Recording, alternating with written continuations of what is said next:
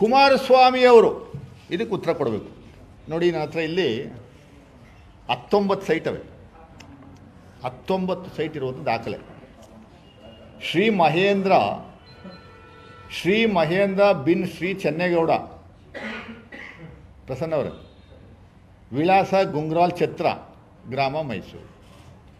Shri Mahendra bin Shri Chennegowda, ಅದು 19 site ಅವೆ. 50-50 ಅನುಪಾತದಲ್ಲಿ 2027-5-2021 ಒಂದೇ ದಿವಸ ರಿಜಿಸ್ಟ್ರೇಷನ್ ಆಗುತ್ತೆ.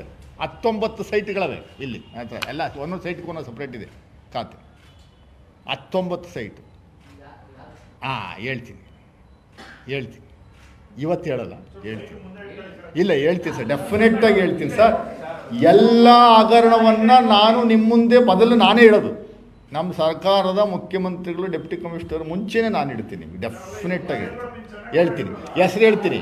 ಶ್ರೀ ಮಹೇಂದ್ರ ಬಿನ್ ಶ್ರೀ ಚೆನ್ನೇಗೌಡ, ವಿಳಾಸ ಗುಂಗ್ರಾಲ್ ಛತ್ರ, ಗ್ರಾಮ ಮೈಸೂರು.